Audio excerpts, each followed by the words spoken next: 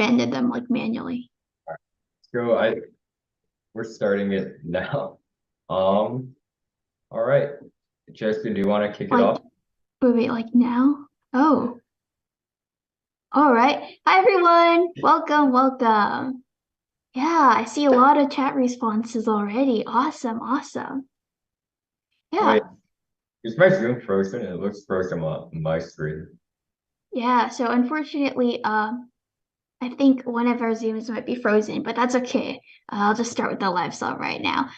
So just before we begin, today I'm going to be presenting with Luke, and so we're going to be running this 7th to 8th grade Math Kangaroo live solve.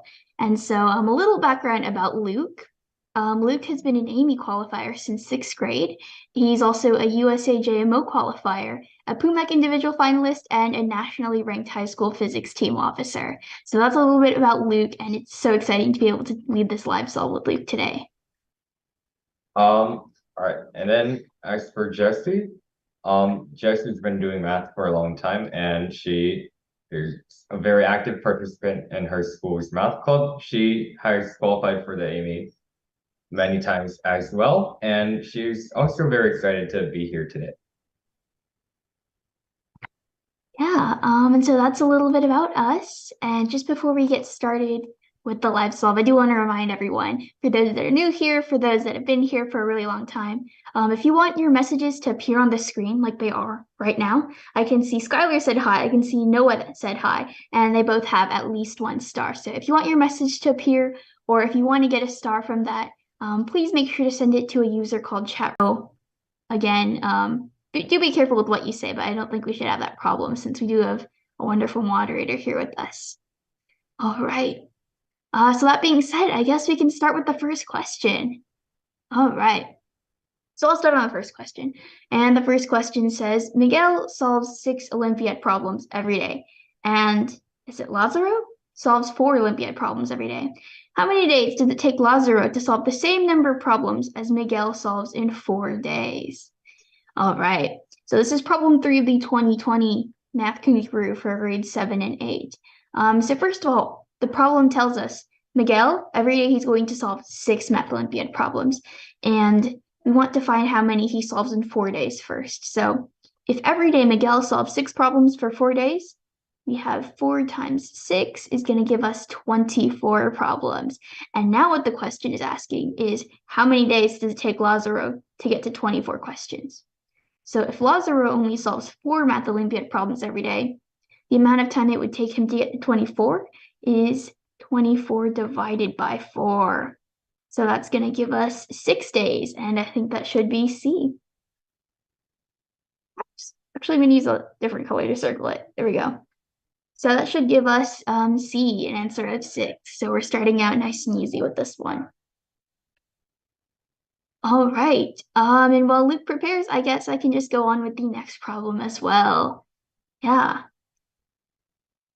Oh, I see an interesting idea in the chat. So Sebastian does point out that the least common multiple of 6 and 4. Actually, Sebastian points out that 6 times 4 is 24. And so if we just kept this as 4 times 6 and we divided it by 4, the 4s would just cancel out and that would give us 6. So actually, we didn't even have to multiply. So that's a very cool note, right? Because we could have just said Miguel solves 4 times 6 problems. And now we divide it by 4. So these 4s just cancel out. Right, so that just gives us 6. So that is a faster way. We don't have to multiply. So with smaller numbers, we could multiply and that's all right. But if the numbers are larger, like if this was 91 and this was like 13, then I wouldn't really want to multiply that. So yeah, I think it is a really, really awesome idea where we just leave it as it is. All right. All right, whoa. This is an interesting problem. I'm going to move over here. So this next problem is number 6 from the 2020 Math Kangaroo grades 7 to 8. And so this says there are 4 teams in a soccer tournament. Each team plays each of the other teams exactly once. In each match, the winner receives 3 points and the loser receives 0 points. In the case of a tie, both teams are going to receive 1 point. After all the matches have been played, which of the following total number of points is it impossible for any team to have received? All right. So there are 4 teams, right? So let's just pretend that I'm on team A. So there are 4 teams. Let's say Let's call them team 1, team 2, team 3, and team 4. So let's pretend I'm on team 1. So team 1 is going to play once with team 2, right?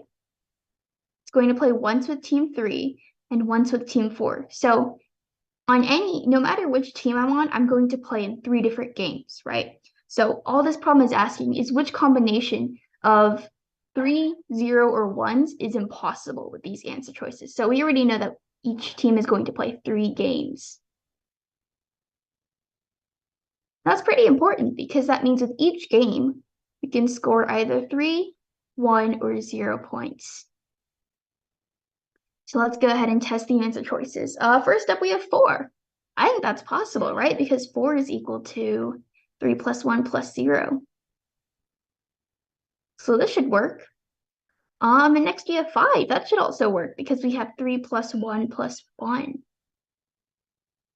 And with 6, I think we can also notice that it's double of 3, right? So we could have 3 plus 0. So all 3 of these first answer choices work.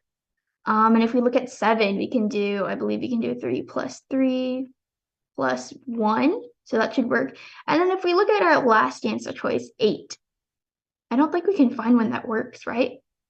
Because we only have 3 numbers. We already have 2 3s, and we do need a 2 over here. But there is no such thing as 2 points. And so that would mean that our answer would be E. So it's impossible to have 8 points for any team. So yeah, this is a really interesting problem, actually. I think it's really nice that it just stems down to realizing there are only 3 games, and that makes it a lot easier. So yeah. Luke, do you want to go ahead and take the next question? Yep, sure. All right, let's see what's going on.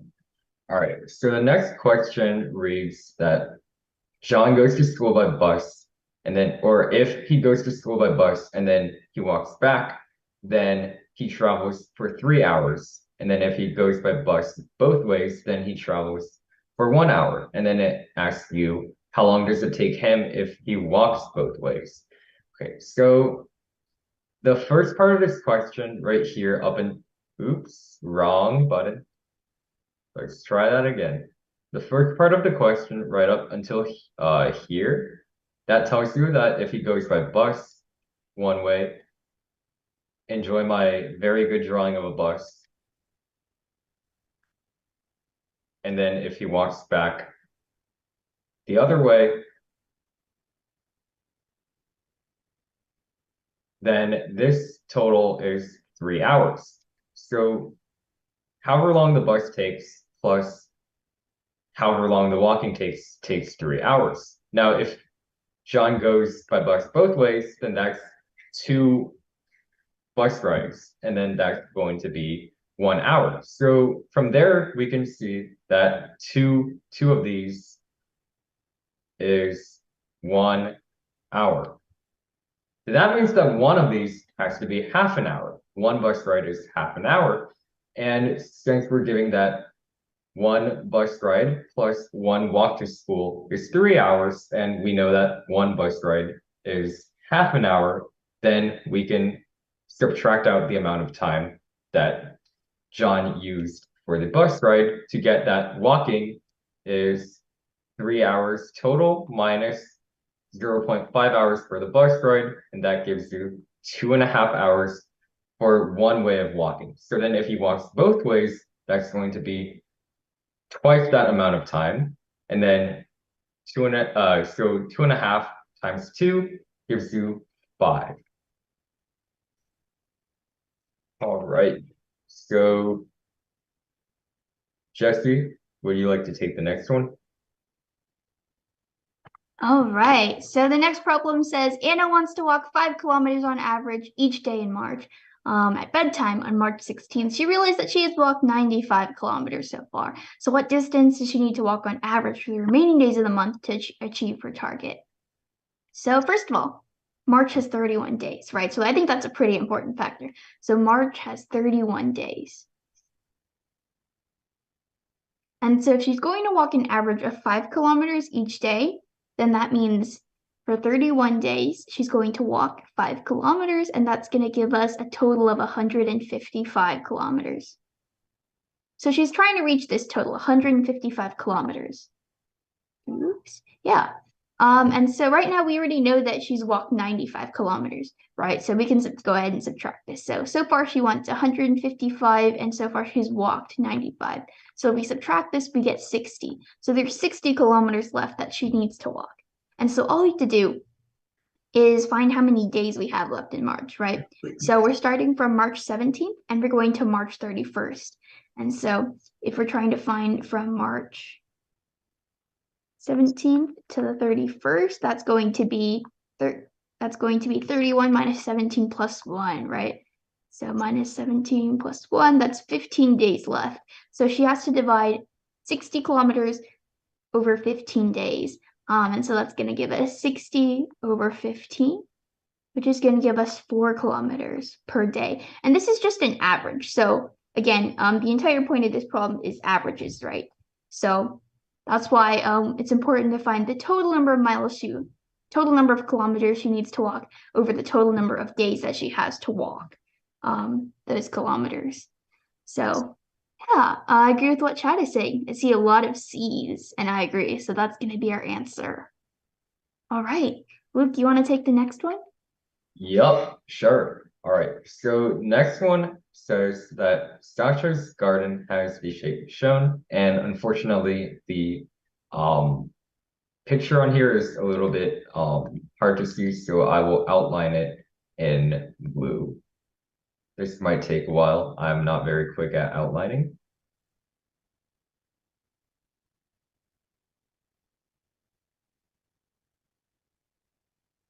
Okay, so Sasha has a very strangely shaped garden, as you can now see in the outline picture. And all the sides are either parallel to or perpendicular to each other.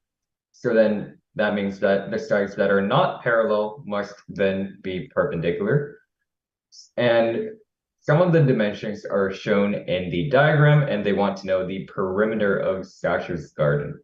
All right, so I think one thing we can do to start off is we can draw all of the differently colored things, or differently colored, or sorry, all of the sides that are parallel to each other in the same color. So in this case, let's pick light green for all of the vertical sides. Those are going to be all parallel to each other. And then the horizontal sides, we can just keep as blue. So for the vertical sides, because yeah, so we see that the long vertical side right here that has length 3, we're given that. Now what about the other 3, like here, like these 3? How do we find their length? We're never given anything pertaining to that, and they all look like they might even be different lengths, so that might be a little bit tricky. However, the blue sides are all perpendicular to each other, which means that the distance from here to here, and I might use a different color so that you guys can see it more clearly. Distance from here to here is going to be the distance same as distance from here to here, where you get the second point right there by extending the first line. It's kind of like just shifting over this side right over to here.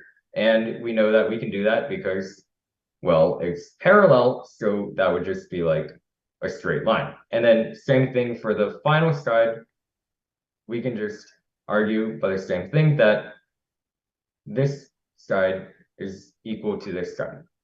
So now that we've argued if we just draw a straight line down from the first, like the topmost vertical side, then that's going to be just the orange, this orange line from the top to the bottom is going to be the same as the sum of the 3 smaller sides. And then that is, if we shift the orange line over to here, then we're going to see that has to also be length 3 because it's the same length as the green. All right, so now let's erase all that. So now we know that the green sides sum to 6. Now, what about over here? The blue sides. Well, here's what we could do. So I'm going to draw on them in red. So I'm going to draw on the ones that they give us the lengths of 5 and 4. Now, the interesting thing about this is that we can take a certain chunk of 5, and I'm going to draw on it in purple, lots and lots of colors, I know. And we're going to move it down here. Now, the total, if we subtract that purple chunk from the side with length 5 and add it to the side with length 4, the total sum of the sides is going to stay the same. It's still going to be 9. However, now the top chunk is the same length as the shorter chunk of unmarked length, and then the bottom chunk, and I'll use a different color for that again, that's going to be the same length as this thing all the way on the bottom. So then in total, the parts with unmarked length, the horizontal parts with unmarked length, have to sum to the same as the total of the horizontal parts that have their lengths marked, which is 9. So then that's going to be a total of 9 by 2, or 18 for the horizontal parts. And then that's going to get us 24. So this question was a bit on the harder side, as you can see by how long the explanation was, but we got through it. All right, Jesse, would you like to take the next one? All right. So this next one is pretty interesting. So it's a short question, but I think it actually has a really, really cool lesson on percentages. So this one reads, Werner's salary is 20% of his boss's salary. By what percentage should Werner's salary increase to become equal to his boss's salary? All right, so for starters, we don't know what his boss's salary is, right? So let's say boss's salary is X. Let's just call it X because we don't know what that number is. So boss's salary. We're going to set that equal to X. And so this problem tells us his salary is 20% of his boss's salary. So when you see the word of, that means we multiply. So that means Werner's salary is equal to 20% of X. And we know that 20% is equal to 20 over 100, which is equal to 0.2. So what this means is Werner's salary is equal to 0.2x or 1/5 x. They're both the same thing. So we can also write this as x over 5 since it's 1/5 of x. So what percentage should we increase his salary to become equal to his boss's salary? Well, if we want to get x over 5 to become x, we know we need to multiply this by 5, right? Because we know that if we multiply x over 5 by 5, this just becomes x. And so that means our answer is 500%, right? But I think if we look at the answer choices, we don't see 500% as one of the options. And the tricky part is because right here it says increase. So it's asking what percent should his salary increase? And so whenever it asks for increase, that means we take this number and we subtract 100%. So we had 500%, and now we're going to subtract 100%, and that's going to give us a 400% increase. And so I think it's kind of a really cool lesson about really wordplay, right, and percentages. Because if this had just said 500%, we could have very easily been tricked with that. And so when we see the word increase, what that means is we're taking a certain percentage of his existing salary and we're adding it to the original. So because we're multiplying, for instance, if we said his salary increased 20%, we wouldn't just multiply it by 1/5 because that would actually make it smaller, right? So if we said, for instance, if his salary increased 20%, we multiply 1/5 to his salary and we add it to his original salary. So that's why we have to subtract that 100% because increase means his salary should get bigger, right? It shouldn't get smaller. So we're always going to add it to his original amount. So yeah, I agree with what Chad is saying. That's going to be D, 400%. Yeah. So I agree with that. Awesome, awesome. All right, Luke, do you want to go ahead and take the next question? Yep. All right. So this time around, we have 12 colored cubes arranged in a row. There are 3 blue cubes, and I can write that down. So, oops, that's a really bad X. 3 blue cubes, and as you can see, they don't look very similar to cubes. 2 yellow cubes and 3 red cubes. Again, cubes. And 4 green cubes. Sorry. But they're not necessarily in that order. They could be in like a different order. So we're given that there's a yellow cube at one end and a red cube at the other end. And then it tells us that the red cubes are all touching. So let's draw that out. So there's a yellow cube at one end, and then the red cube at the other end, and it tells us all the red cubes are touching. So that means that they there has to be a red cube next to the red cube at the end. And well, they're all touching, so they actually all have to be together. So this uses up all 3 of our red cubes, and then we don't have to worry about that. Now we can put a red check mark next to that. And they tell us that the green cubes are also all touching. All right. And then actually, let's read the next sentence.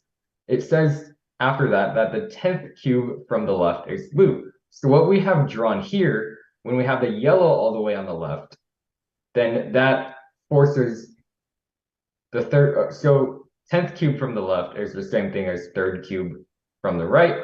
But if we do the configuration we draw here, like if we have the yellow cube all the way on the left, then that forces the third cube from the left to be red, which, we can't have that because the problem does not want us to do that. So instead, we have to put the red cubes on the left and the yellow cubes all the way on the right. So let's redraw that. Red, red, red, and then there's a yellow cube all the way at the end on the right.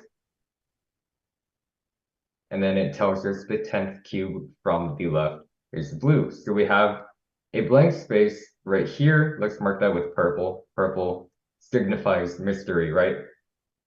So the 10th cube from the left or the third cube from the right, this one is blue. And then they want to know the color of the 6th cube from the left. So 1, 2, 3, 4, 5, 6 blank spaces for a total of 12, and they want to know this one right here. All right.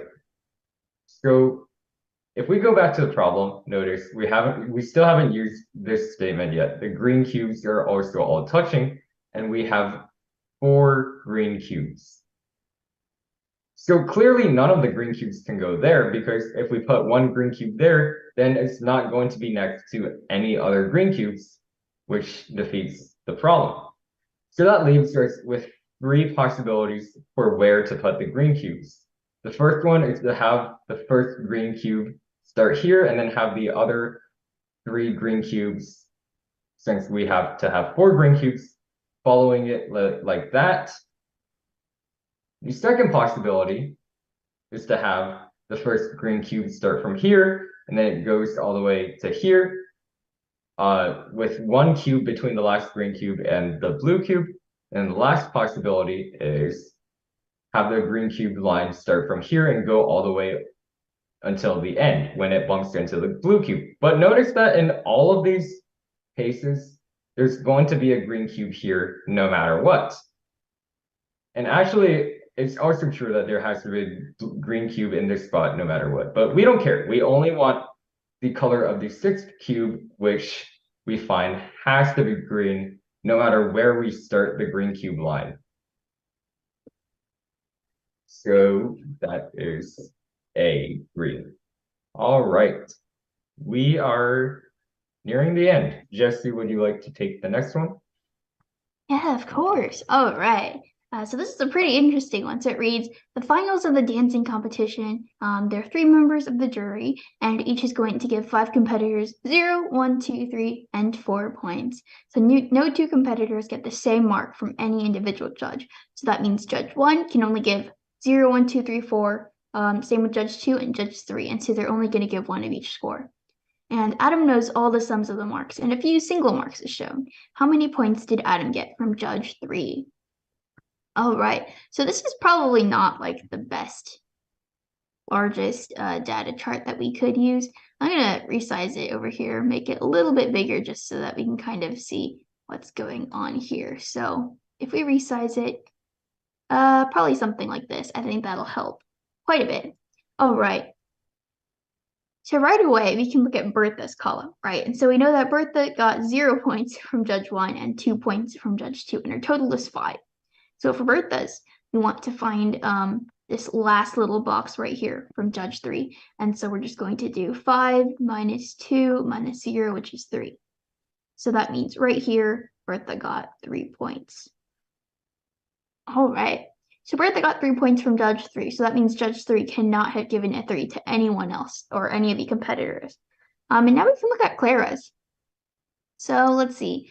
Clara had a 0 from Judge 2, and she had a total of 3 points. So we need to find two numbers that add up to 3.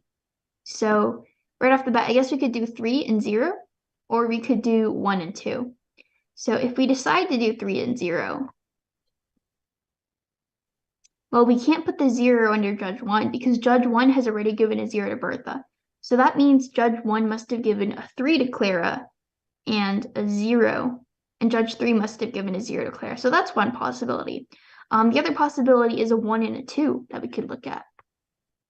So since Judge 1 has already given a 2, that means if this possibility is the one that we select, then that means Judge 1 will have to give Clara a 1, and Judge 3 will have to give Clara a 2. So those are both possibilities. So I'm going to leave them right here, but I guess I can write them in different colors just so we can kind of see which one we might go for. So this is one possibility, 1 and 2.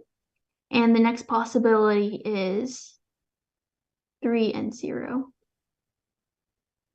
So these are two possibilities that we have on our screen right now. I'm going to use a darker color, 3 and 0.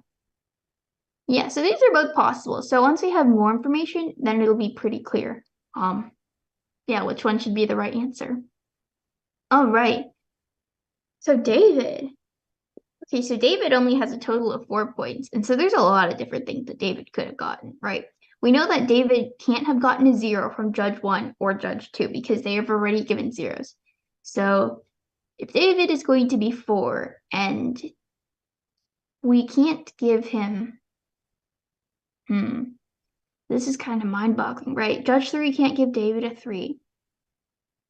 And even if he did give David, even if David did receive a 3 up here from, say, Judge 1 or Judge 2, that means he would need a 3, a 1, and a 0.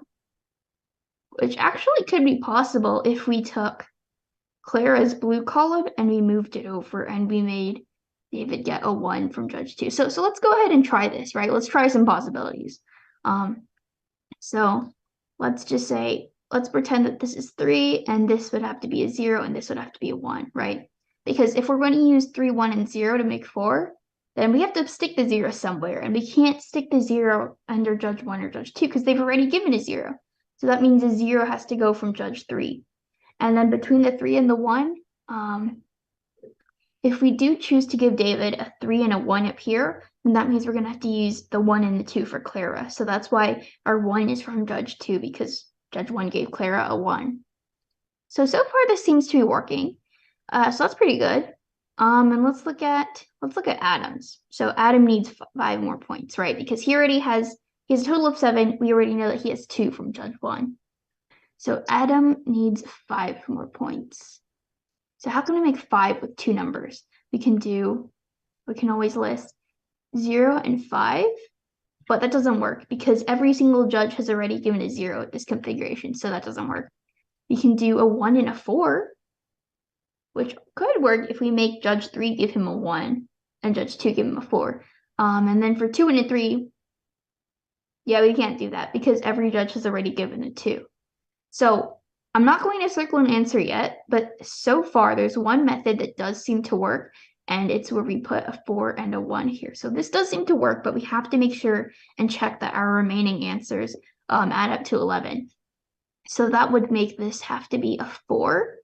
The only number that Judge 2 isn't given is a 3. And the only number that Judge 1 hasn't given is, wow, it's a 4. Oh, and look at that. We have 4 plus 3 plus 4. And that's going to give us 11, which is actually quite beautiful considering we had 2 different options for clear and we just happened to select the right one. So honestly, I think that's pretty cool. We got really lucky with this one. So I would say, yeah, it's asking for how many points Adam got from Judge 3, right? So that's going to be 1 right here. So that's going to give us B. Yeah, luck is on our side. Wow. I mean, we definitely could have tried it where Clara had a 3 and a 1, and then that would have changed what David could have gotten. But yeah, this is pretty lucky. So yeah, the answer would be B. I see there's a Po-Shen little impersonator in chat. That's pretty funny. But all right, so this one is going to be 1. Adam got 1 point from Judge 3. All right, Luke, do you want to take the next question? Yeah, sure. So our next question reads, Cleo builds a pyramid with metal spheres. There should be an S there. Oops. Let's fix that. 1 second. Very hastily drawn S. And then the square base has 4 by 4, a grid of 4 by 4 spheres as shown in the figure. So like you have 4 rows of spheres and 4 columns of spheres. And the next floor up has a 3 by 3 grid of spheres, and then 2 by 2 grid of spheres, and then one final sphere on top. And then it says that at each point of contact between 2 spheres, a blob of glue is placed. And it wants to know how many blobs of glue Cleo will place. This is really interesting. So I think one way we can start is by just drawing. Actually, so let's look at each floor separately and then see what happens when we lay them on top of each other. So for the bottom floor, you can kind of see, right? If you count the horizontal intersections between the blobs, then you're going to see, okay, there's 1, 2, 3, and then that would be for one row, and then for the next rows, all the other rows, it's the same configuration horizontally. So the next row down is also going to be 1, 2, 3. The next row down, same thing. So then we're going to have 12. 3 by 4 is 12. Oops, did not mean to erase that. All right, now what about vertical rows? Or columns, rather. So as for columns, let's look at this column. So the spheres in this column have intersections like this. 1, 2, 3. And then there aren't any more vertical intersections for that column. And then same thing goes for the other columns. And then we'll have 12 there. Again, 4 columns by 3 intersections per column gives 12. So then we're going to have 24 for the bottom layer. And then for the next layer up, we can just kind of ignore these spheres because then it'll just, excuse me, then it will just be 3 by 3. So then 1, 2, and then this one, there's no sphere here now, so no more intersection. Again, 1, 2, 1, 2, that's 6, and then repeating that for the vertical rows, or sorry, the vertical intersections and the columns, we'll get 6 again, and then that's going to be 12. Let's look at the 2 by 2 one now. This one should be pretty simple. Look, we have 4 spheres like that. 1, 2, 3, 4. That's just 4. And then finally for the last one, the final sphere on top, that doesn't intersect with anything else in its own floor because it's the only thing in its own floor. So in total, we'll have 24 plus 12 plus 4, or 40. Wait, 40 is too small. We can't have that. Then what do we do? Well, we haven't counted the intersections between the floors yet. So this diagram is a little bit messy. We might need to clean it up a little bit. Let's try this. 1 second. All right.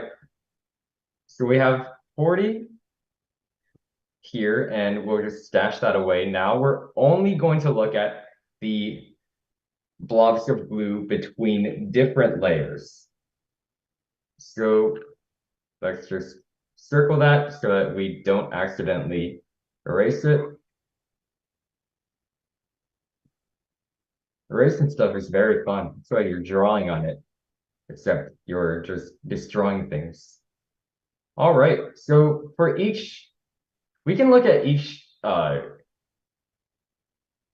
sphere in the 3x3 layer separately. So when we lay it on top of the 4x4 layer, the bottom layer is going to hit 4 spheres, 1, 2, 3, 4. And then the same story is going to be true of all the other spheres in the 3x3 layer, of which there are 3 times 3, or 9.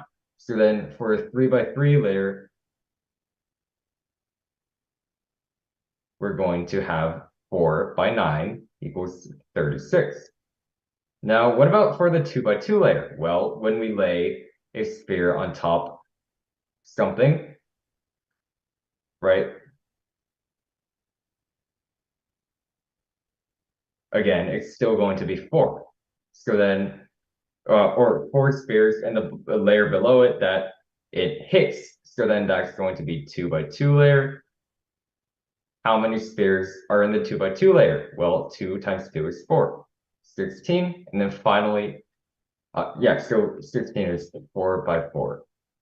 4 for the number of spheres that hits, and then 4 for the number of spheres that are actually in the 2x2 layer. And then finally for the 1x1 layer, or the final sphere on top, we're only going to have 1 sphere, obviously, and it's going to hit the 4 spheres in the 2x2 layer. So then that's just going to be 4. So if we add everything together, we get 36 plus 4 is 40 plus 16 is 56, and then add on the 40 from before, and we get 96. Now, this problem is very, very easy to make a silly mistake on, so if I'm going to be honest, I'm not too sure about whether this is right. Why don't we check? Yay, it's right. All right, Jesse, do you want to tackle the last one? All right, so this is the last problem. And I think with this one, we're going to be guessing a 4-digit number. So let's see. So the statements below give clues to the identity of a 4-digit number. Oh, and this is number 30 on the 2020 Math Kangaroo. So I already know this is probably going to be really challenging. All right, so we have a 4-digit number.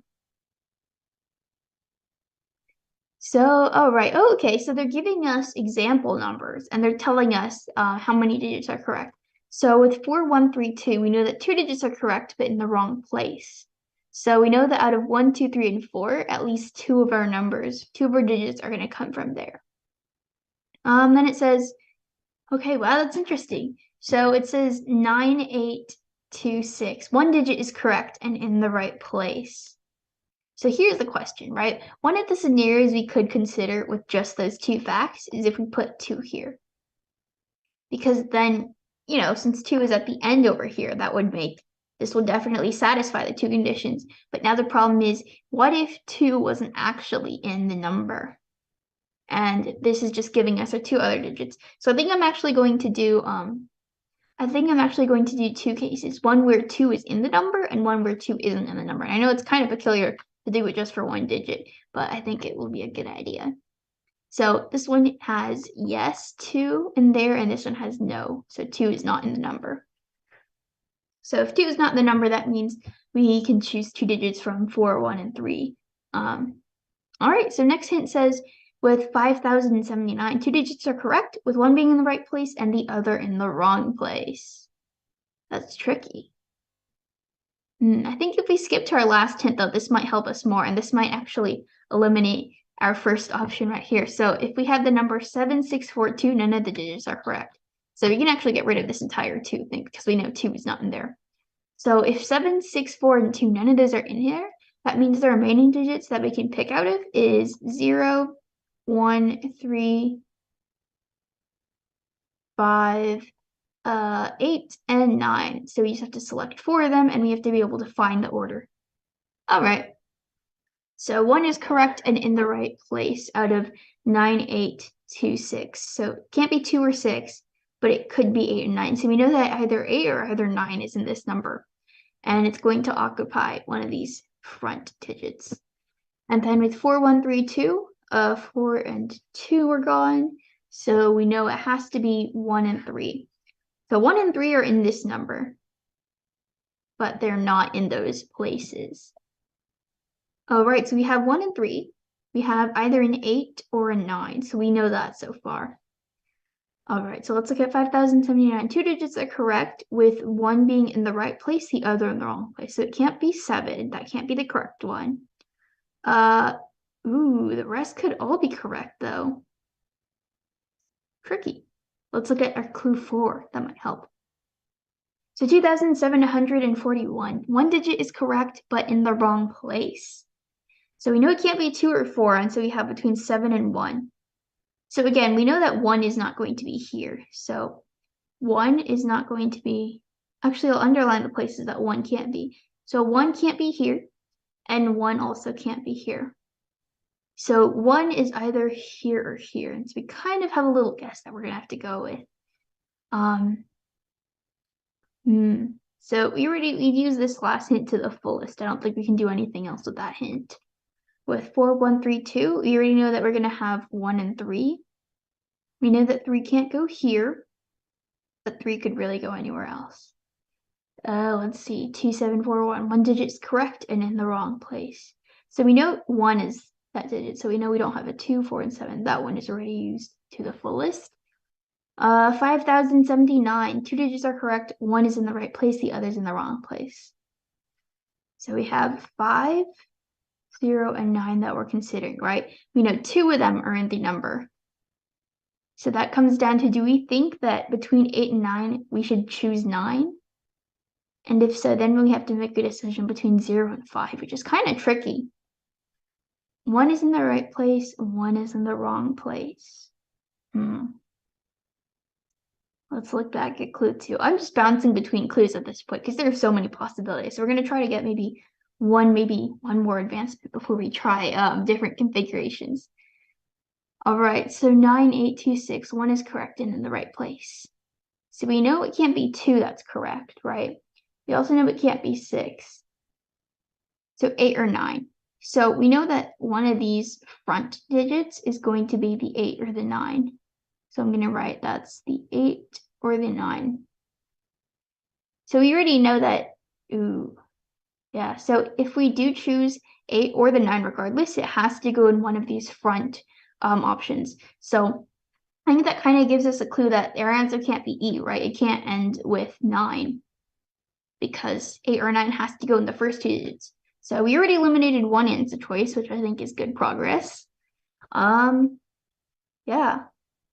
To be fair, it does ask for the last digit, so we don't really need to find the number to know that, right? We already know it can't be 8 or 9 back here, so that's already kind of an elimination from our total. So now with these last 2 digits, we're just choosing between 0, 1, 3, and 5. All right.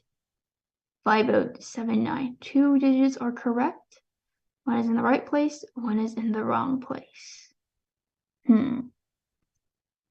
So 5,079. See, this is always tricky because actually, we know 2 digits are correct, right? I say because it could be, let's see, here's the thing. If we chose 8 over here, then that means our 2 digits would have to be 5 and 0 at the front.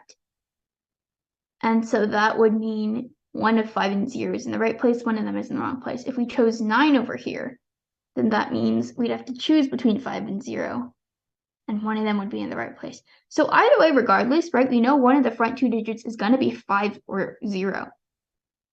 I think one So, thing that could be interesting to look at is you already know that 1 and 3 have to be in the number no matter what. And if you pick mhm. 8, then that means you can't have 9, which means that 5 and 0 then must be in the number. But then that means that you have to have 5 digits in the number, which, you can't really have.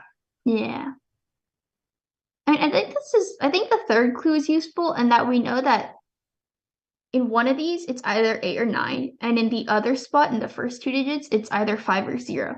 So I think we know that it's not going to be 5 or 0 as the last digit, so we can eliminate those. So now we're just between 1 and 3. Oh, Right. and that actually comes across pretty easily because we know that 1 can't be here, right? Because we already marked that 1 can't be here or here. So that means 1 has to go here, and so that would make 3 over here. So I think that should give us C. I hope it's C because we didn't really find a number, and I think there probably are multiple solutions. But I think that should give us, let's see. Yeah, their answer was C. Yeah, thank you so much for helping, Luke. I think that's a pretty cool problem because you don't actually need to know the number. Hmm. You Yeah. don't. But if we really wanted to find the number, so what I was saying earlier about the 1 and the 3, so like 1 and 3 have to be in there no matter what. And then if you want 8 to be in there, then you must also have 5 and 0 in there. But obviously you can't have that, so you just cannot have 8 in there at all. So then that forces 9 to go in the front, and then from there you can kind of construct the number. So what would that look like? You'd have 9 in the front, and then that means that 9 is already like, so 9 is one of the correct digits, and it's the one in the wrong place, which means the other one has to be in the right place. But 5 is occupying the same spot as the 9, so obviously or here. So like if we picked 5, we'd have to put it on top of the 9, but that's not how numbers work, you know?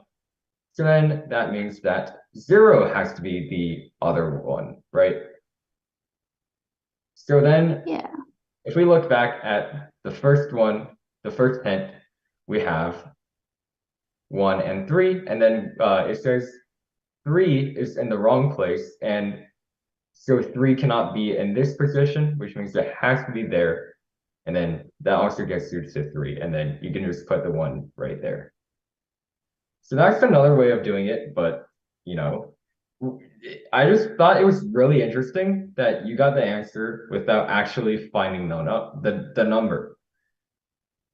Yeah, I guess that's kind of the cool thing about this problem, right? I think if you like use Luke's logic, you would definitely find 9,013. But that kind of takes a little bit of risk because at this point, I don't really want to write down anything that's necessarily like there's only a 50% chance of being true. Although, like, you could definitely try. You could be like, okay, what if 5 isn't the number? What would our number look like? And try that. And I think it would still point you to 9,013.